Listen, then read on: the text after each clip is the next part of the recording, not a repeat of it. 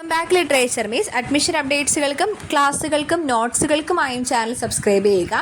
Kerala university 2024 degree അഡ്മിഷൻ്റെ application ഇന്നലെ completed ആയിട്ടുണ്ട്. ഇന്ന് അതായത് 11-ാം തീയതി ഒരു 5 മണിക്ക് മുൻപായി നിങ്ങളുടെ ട്രയൽ അലോട്ട്മെൻറ്റ് പബ്ലിഷ് ചെയ്യുന്നതാണ്. അപ്പോൾ ട്രയൽ അലോട്ട്മെൻറ്റ് വരുന്നത് ജസ്റ്റ് ഒരു സാധ്യതാ ലിസ്റ്റ് മാത്രമാണ്. അതായത് നിങ്ങൾക്ക് എവിടെയായിരിക്കും അഡ്മിഷൻ കിട്ടാൻ സാധ്യത എന്നുള്ള ജസ്റ്റ് ഒരു സാധ്യതാ ലിസ്റ്റ് മാത്രമാണ് ട്രയൽ അലോട്ട്മെൻറ്റ് എന്ന് പറയുന്നത്. അപ്പോൾ നിങ്ങൾക്ക് ട്രയൽ അലോട്ട്മെൻറ്റ് വന്നതിന് ശേഷം എന്തെങ്കിലും തരത്തിലുള്ള ചേഞ്ചസ് പ്രൊഫൈലിൽ വരുത്തണമെങ്കിൽ, അതായത് ഓപ്ഷൻസ് റീഅറേഞ്ച് ചെയ്യണമെങ്കിലോ ഓപ്ഷൻസ് ആഡ് ചെയ്യാനും എഡിറ്റ് ചെയ്യാനും ഒക്കെയുള്ള അവസരം യൂണിവേഴ്സിറ്റി പ്രൊവൈഡ് ചെയ്യുന്നതാണ്. നമുക്ക് ഈ ഒരു ട്രയൽ അലോട്ട്മെൻറ്റ് വന്നതിന് ശേഷം ഏകദേശം ഒരു ധാരണയുണ്ടായിരിക്കും. ഓരോ കോളേജിലും നിങ്ങളുടെ റാങ്ക് എത്രയാണെന്ന് നിങ്ങൾക്ക് അറിയാൻ വേണ്ടിയിട്ട് സാധിക്കും. ഓരോ കോളേജിൻ്റെയും ഇൻഡെക്സ് മാർക്ക് എത്രയൊക്കെയാണ്, നിങ്ങൾക്കിനി അവിടെ അഡ്മിഷൻ ലഭിക്കാൻ സാധ്യതയുണ്ടായിരിക്കുമോ എന്നൊക്കെയുള്ള നമുക്കൊരു അണ്ടർസ്റ്റാൻഡിങ് തരുന്നത്, നമ്മളെ ഒന്ന് മനസ്സിലാക്കി തരുന്ന ഒന്നാണ് ട്രയൽ അലോട്ട്മെന്റ് എന്ന് പറയുന്നത്. അപ്പം 12-ാം തീയതി വൈകിട്ട് മുമ്പായി നിങ്ങൾക്ക് എന്തെങ്കിലും തരത്തിലുള്ള ചേഞ്ചസ് പ്രൊഫൈലിൽ വരുത്തണമെങ്കിലോ എഡിറ്റ് ചെയ്യണമെങ്കിലോ ഒക്കെ നിങ്ങൾ അങ്ങനെ എഡിറ്റ് ചെയ്യേണ്ടതാണ്. അങ്ങനെ 13-ാം തീയതിയാണ് ഫസ്റ്റ് അലോട്ട്മെന്റ് പബ്ലിഷ് ചെയ്യുന്നത്. ഫസ്റ്റ് അലോട്ട്മെന്റ് വന്നതിന് ശേഷം നിങ്ങൾ കോളേജിൽ പോയി അഡ്മിഷൻ എടുക്കേണ്ട ആവശ്യമില്ല.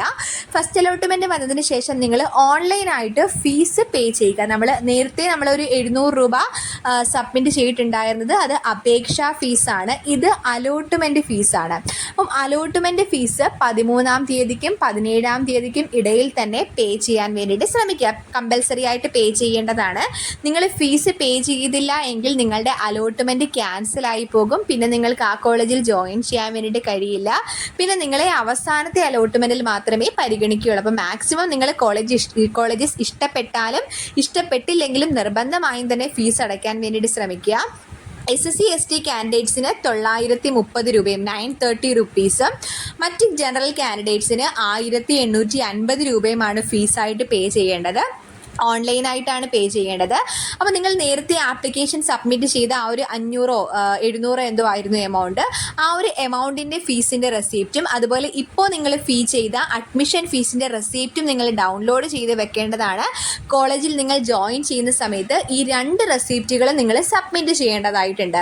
അങ്ങനെ ഫസ്റ്റ് അലോട്ട്മെൻറ്റ് വന്നതിന് ശേഷം നിങ്ങൾക്ക് അഡ്മിഷൻ ഫീസ് പേ ചെയ്യാവുന്നതാണ്. നിങ്ങൾക്ക് അപ്പോഴും നിങ്ങൾക്ക് ഓപ്ഷൻസ് ഡിലീറ്റ് ചെയ്യാനൊക്കെയുള്ള അവസരമുണ്ടായിരിക്കും. അതിനുശേഷം സെക്കൻഡ് അലോട്ട്മെൻറ്റിന് വേണ്ടിയിട്ട് നിങ്ങൾക്ക് വെയിറ്റ് ചെയ്യാം. സെക്കൻഡ് അലോട്ട്മെൻറ്റ് 18-ാം തീയതിയാണ് പബ്ലിഷ് ചെയ്യുന്നത്. സെക്കൻഡ് അലോട്ട്മെൻറ്റിന് ശേഷമാണ് നിങ്ങൾക്ക് കോളേജിൽ ജോയിൻ ചെയ്യേണ്ടത്. അപ്പോൾ ഫസ്റ്റ് അലോട്ട്മെൻറ്റ് ലഭിച്ചവരും സെക്കൻഡ് അലോട്ട്മെൻറ്റ് ലഭിച്ചവരും കൂടെ ഒരുമിച്ചാണ് കോളേജിൽ ജോയിൻ ചെയ്യാൻ വേണ്ടിയിട്ട് പോകുന്നത്. 19-ാം തീയതിക്കും 22-ാം തീയതിക്കും ഇടയിൽ 19, 20, 21, 22 തീയതികളിലാണ് നിങ്ങളുടെ അഡ്മിഷൻ ഉണ്ടായിരിക്കുന്നത്. അതിനുശേഷം മാത്രമേ തേർഡ് അലോട്ട്മെൻറ്റ് 24-ാം തീയതി പബ്ലിഷ് ചെയ്യുകയുള്ളൂ. അപ്പോൾ നിങ്ങൾ ഏറ്റവും പ്രധാനമായിട്ടും ശ്രദ്ധിക്കേണ്ട കാര്യം, നിങ്ങൾക്ക് ഓൺലൈനായിട്ട് 1850 രൂപ നിങ്ങൾ ഓൺലൈനായിട്ട് സേവ് ചെയ്ത് വെക്കുക. നിങ്ങളുടെ ഗൂഗിൾ പേയിൽ ആ ഒരു എമൗണ്ട് ഉണ്ട് എന്ന് ഉറപ്പ് വരുത്തി വെക്കുക. അപ്പോൾ നമുക്ക് അലോട്ട്മെൻറ്റ് വരുമ്പോൾ തന്നെ നമുക്ക് ആ ഒരു ഫീസ് പേ ചെയ്യാവുന്നതാണ്. ഫീസ് പേ ചെയ്ത് അലോട്ട്മെൻറ്റ് ഉറപ്പാക്കാം. നിങ്ങൾക്ക് കോളേജസ് ഇഷ്ടപ്പെട്ടില്ല എങ്കിൽ പോലും നിങ്ങൾ നിർബന്ധമായിട്ട് ഫീസ് പേ ചെയ്യുക. ഫീസ് പേ ചെയ്തില്ല എങ്കിൽ നിങ്ങളെ അടുത്ത അലോട്ട്മെൻറ്റിലേക്ക് പരിഗണിക്കുന്നതല്ല, പിന്നെ സപ്ലിമെൻ്ററി അലോട്ട്മെൻറ്റിലേ നിങ്ങളെ പരിഗണിക്കുകയുള്ളൂ. ഇനി ഫസ്റ്റ് അലോട്ട്മെൻ്റ് ഒന്നും ലഭിക്കാത്ത വിദ്യാർത്ഥികളാണെങ്കിൽ നിങ്ങൾ പ്രത്യേകിച്ച് ചേഞ്ചസോ അല്ലെങ്കിൽ പ്രത്യേകിച്ച് ഫീസോ ഒന്നും പേ ചെയ്യേണ്ട. അടുത്ത അലോട്ട്മെൻറ്റിന് വേണ്ടി വെയിറ്റ് ചെയ്യുക. സെക്കൻഡ് അലോട്ട്മെൻറ്റിൽ നിങ്ങൾക്ക് അഡ്മിഷൻ കിട്ടുകയാണെങ്കിൽ ആ ഒരു ടൈമിൽ നിങ്ങൾ ഫീസ് പേ ചെയ്താൽ മതിയാകും.